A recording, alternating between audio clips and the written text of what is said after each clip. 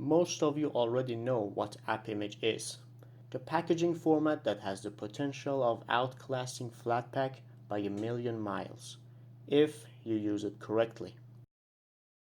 This is the Pseudoless channel. I make videos about computers and some other things. AppImage is my favorite cross-platform packaging format. It follows the one app, one file distribution method, the same idea that's used for macOS applications. You bundle your app and all of its dependencies in one single image file. Give the file to your users and they can run the app right away. No installation, no extraction, no compilation, no runtime. The idea is dead simple. But of course, this is Linux. You just cannot have nice technologies without a couple of problems sprinkled on top, can you? AppImages have various problems. All of them can be solved, of course, but the one I'm going to solve today is package management. Linux users have been long spoiled with the convenience of central package managers. They just cannot bring themselves into doing manual installation and update management of their applications. Rightfully so. This is one of the key reasons why Flatpak is so successful. It's not just a packaging format. It gives you a package manager and a repository to fetch apps from. But what if I want the same experience, but avoid the bloat of Flatpak's runtime and its over-engineered format? That is where AppMan comes into the scene. AppMan, or AppImage Manager, is a single bash script that can handle installation, integration, and update management of AppImages, and some other portable formats, like tarballs or AppBundles. It comes pre-configured with a large repository of AppImages, which is called pkgforge, and can even handle sandboxing using bubble wrap for your applications, achieving Flatpak without Flatpak. If you want to know why I don't care for Flatpaks, wait for a future video where I explain my agenda thoroughly. But in the meantime, let's experience AppMan first. To install AppMan, go to its GitHub page and copy the installation link and run it in your terminal. Make sure you have the required dependencies installed on your system. Upon installation, the script asks you about your desired installation method, whether it should be system-wide or user-specific. The system option installs AppMan as a global package, and it makes it so that your apps get installed in the /opt directory, meaning they are available to all users of the system.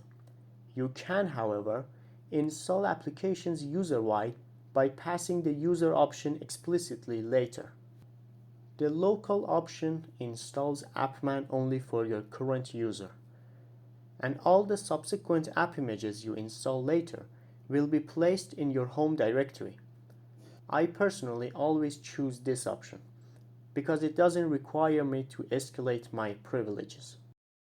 Take note that the command name changes based on your choice. Pick your poison and hit enter. A local installation places the AppMan script in the .local/bin folder inside your home directory.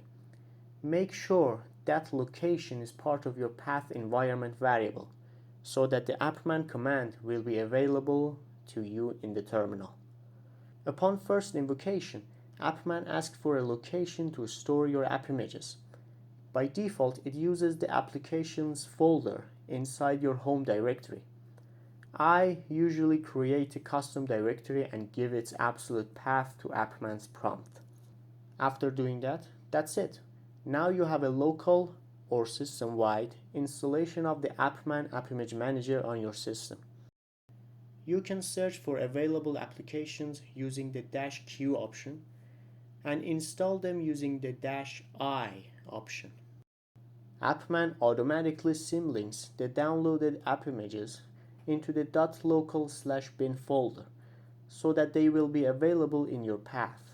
It also creates desktop entries for your applications, so that they integrate into desktop launchers. The -L option lists all available applications in the current configured repositories, alongside the installed ones. The -U flag, if ran with no arguments, updates all your installed applications. You can also give it specific names to update. You can obtain information about a package using the -A option. You can uninstall applications using the R flag. And last but not least, to read the complete documentation of all available options, use the -H flag. The options don't end here, and the topic of cross-platform packaging is far from over. But I'm going to trust you with the task of reading the rest of the documentation and end the video here. This was a brief introduction of one of the most mature AppImage managers out there. There are, however, a couple of other ones, which I may or may not discuss in the future. But for now, enough has been said. Thank you for watching.